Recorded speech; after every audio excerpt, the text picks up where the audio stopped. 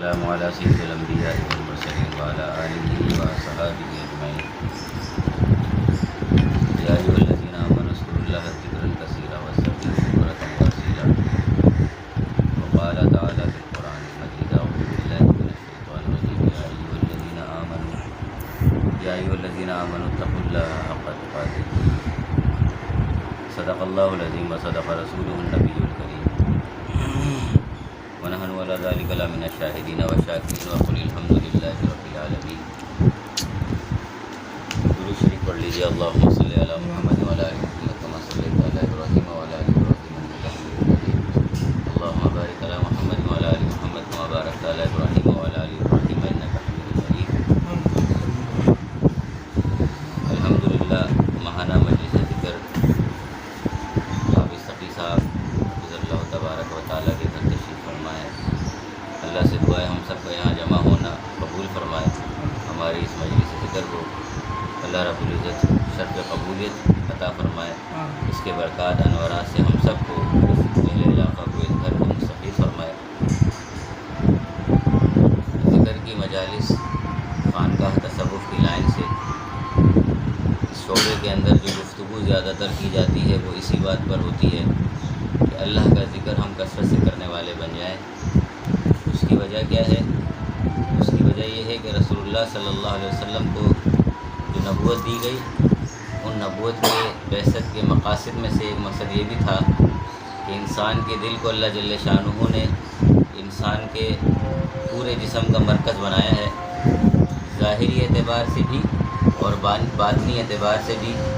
اطباء فرماتے ہیں کہ یہ دل، اس کی حرکات اور اس کی ترتیب اگر اوپر نیچے ہونا شروع ہو جائے تو انسان مختلف بیماریوں میں مبتلا ہونا شروع ہو جاتا ہے.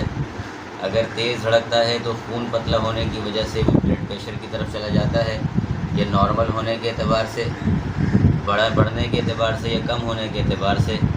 اور اگر اس کی شریانوں میں مداخلت ہو جائے، کوئی رکاوٹ آ جائے، تو انسانی اعضاء میں سے بہت سارے اعضاء ایسے ہیں جو اس کے کنٹرول میں ہوتے ہیں، وہ مفلوج ہونے کا خطرہ ہوتا ہے.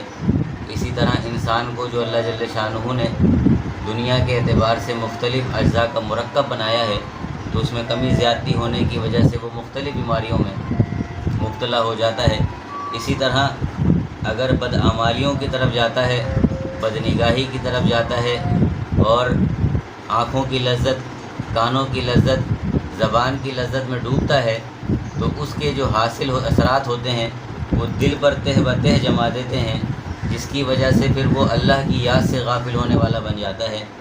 چنانچہ جب رسول اللہ صلی اللہ علیہ وسلم پر یہ قرآن مجید نازل ہو رہا ہے تو اس وقت کے حالات کو ہم دیکھیں کہ انسانیت انتہائی گھٹیا بیماریوں میں مبتلا ہے، عقلی اعتبار سے اور قلبی اعتبار سے، کہ ان کے اندر بھائی چارگی کا ذرہ برابر بھی مادہ نہیں پایا جاتا.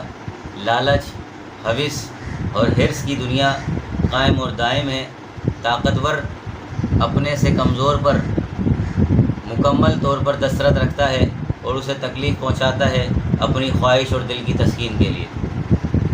اسی لیے نبیوں کی بعثت کے مقاصد میں سے ایک یہ ہے کہ انسان کا دل جو مرکز ہے، ظاہری اور باطنی اعتبار سے اس کی اصلاح کی جائے. اور بعثت نبوت کے مقاصد میں یہ رکھا گیا کہ یہ نبی انسانوں کے دلوں کے تزکیہ کے لیے بھیجے جاتے ہیں، کہ نبیوں کے کاموں میں سے ایک کام یہ ہے کہ انسانوں کے دلوں کا تزکیہ کیا جائے. اور تزکیے کے لیے سب سے تیز اور سب سے زیادہ کارآمد نسخہ جو ہے وہ جو اللہ جل شانہ نے اپنے انبیاء کو اور بالخصوص خاتم النبیین صلی اللہ علیہ وسلم کو عطا فرمایا، وہ اللہ کا ذکر ہے. کہ اللہ کی یاد سے غافل ہونے کی وجہ سے یہ دل گندا ہوتا ہے، لذتوں میں پڑتا ہے. جب اللہ کی یاد اس کے دل میں آتی ہے تو ہر آن ہر گھڑی وہ اس بات کو فکر مند رہتا ہے کہ میں ایک گوشت کا لوتھڑا تھا، اور اس لوتھڑے کو اللہ نے طاقت دی، عزت دی، دولت دی، شہرت دی، دنیاوی اعتبار سے جاہ و جلال دیا. پھر وہ اترانے اور رکڑنے کے بجائے اللہ کے حضور سجدہ ریز ہونے والا بن جاتا ہے اور اللہ کے سامنے جھکنے والا بن جاتا ہے کہ لا الہ الا اللہ کی ضربیں اور لا الہ الا اللہ کا خوب کثرت سے ذکر، سبحان اللہ و بحمدہ، سبحان اللہ العظیم کا کثرت سے ذکر اس کے دل کو اس طرف موڑ دیتا ہے. اس کے دل میں یہ بات رس بس جاتی ہے کہ تو کچھ بھی نہیں ہے، جو کچھ ہے تیرا رب ہے اور تیرا ہی رب کرنے والا ہے، اور جب وہ ذکر سے غافل ہوتا ہے تو اس کے اندر میں انا اپنے آپ کو کچھ سمجھنے کی فکر میں لگ جاتا ہے۔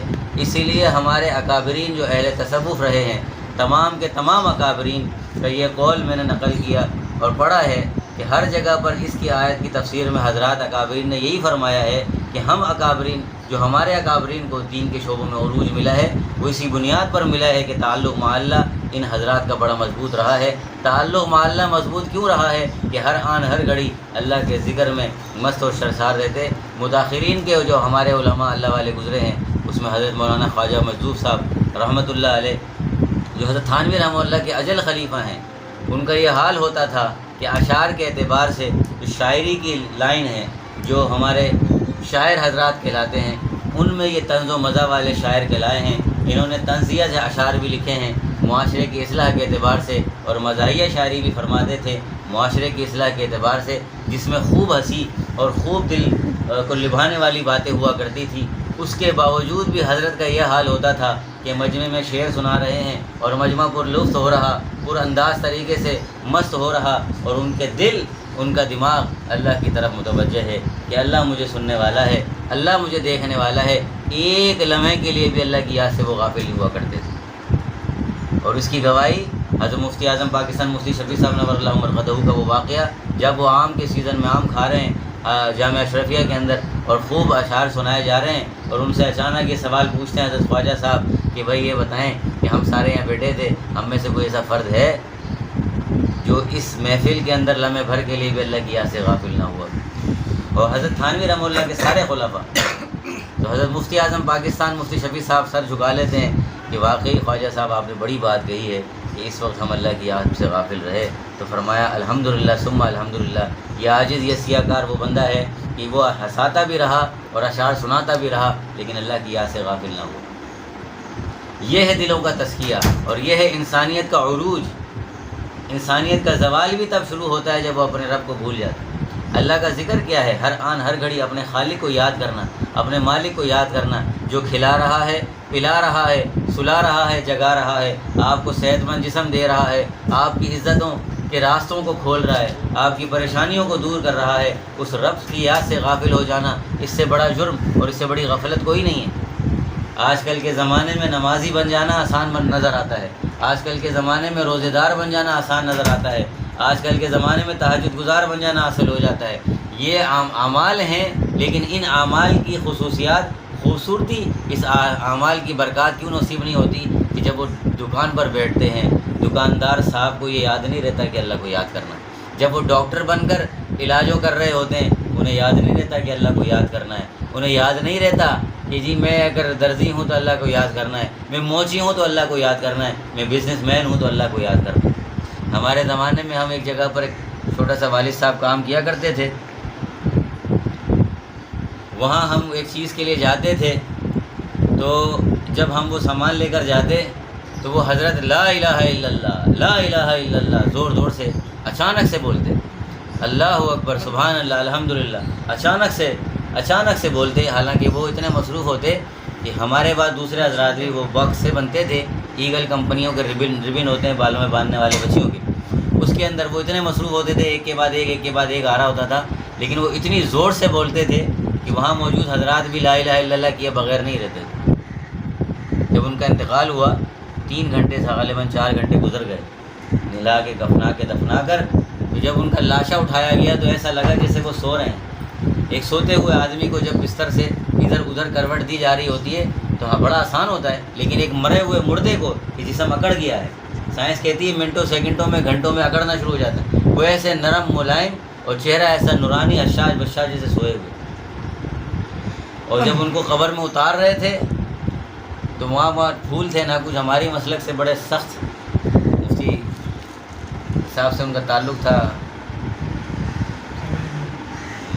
ہمارے جو معمار میں مدرسہ ہے مفتی رشید صاحب سے بڑا سخت وصیت کر دی تھی، کوئی بھول یا اگربتیاں اور ایک کیوڑے شیوڑے نہیں چلیں گے۔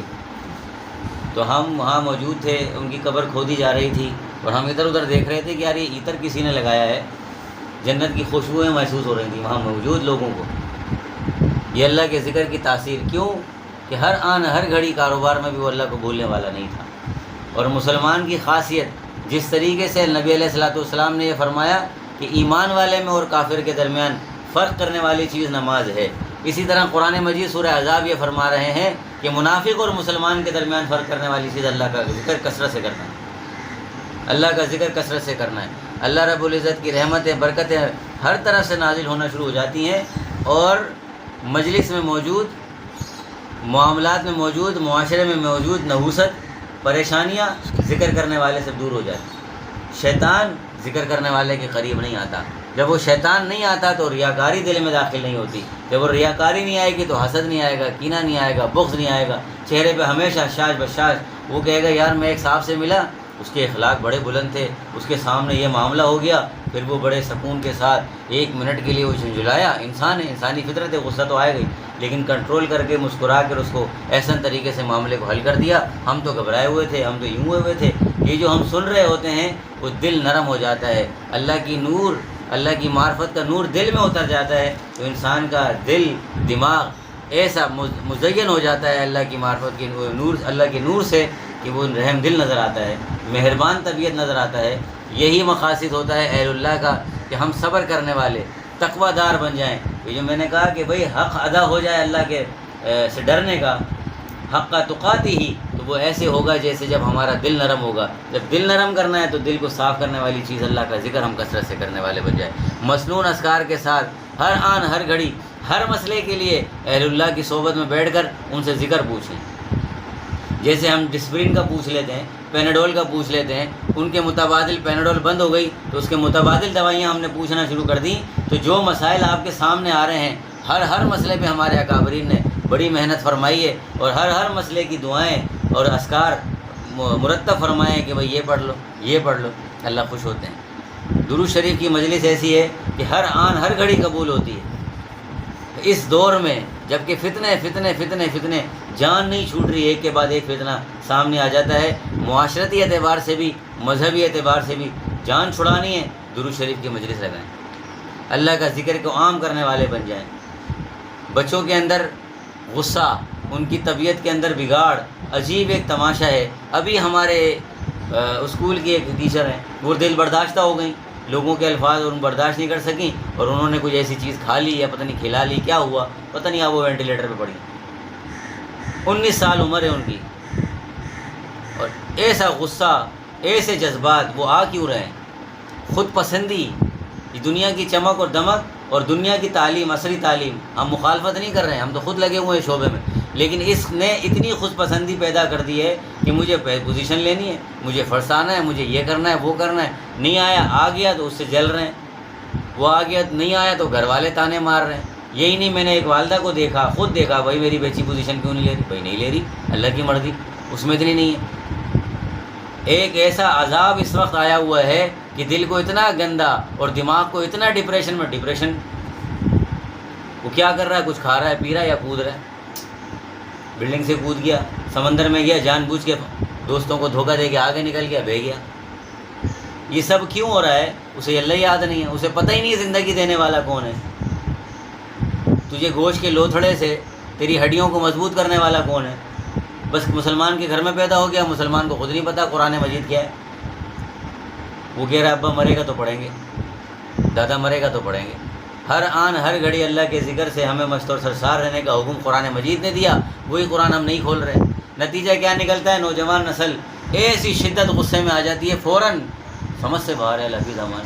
وہ ہوا کیا کہ جب بڑوں نے بھی قرآن کی تلاوت چھوڑ دی، ذکر اذکار چھوڑ دیے، آیت کریمہ کی ترغیب دینا چھوڑ دی، لا الہ الا اللہ کی ترغیب دینا چھوڑ دی، سبحان اللہ و بحمدہ سبحان اللہ عظیم پڑھنے والی ترغیب دینا چھوڑ دی، نتیجہ کیا ہے؟ ہر وقت اپنی ذہانت، اپنے اوپر غرور، اپنی طاقت پہ غرور. اور نتیجہ کیا نکلتا ہے؟ اگر رزلٹ کچھ بھی آ جاتا ہے 19-20، وہ دل برداشتہ ہو جاتے ہیں، صدمے میں لگ جاتے ہیں، انہیں یاد ہی نہیں، کوئی بات نہیں. بات ہزاروں مرتبہ سمجھا چکا ہوں کہ بڑے بڑے سائنٹسٹ کو دیکھ لو، نوجوانوں کو کئی مرتبہ رکھا، وہ خود بایو کی ٹیچر ہے جس نے یہ حرکت کی اور وینٹیلیٹر پہ پڑی ہے، کہ بھائی بڑے بڑے سائنٹسٹ کو دیکھو وہ فیل ہوئے ہیں، اور فیل ہونے کے بعد ان کے مقولے پڑھو کہ بھائی کم از کم میں دوبارہ تو پڑھوں گا.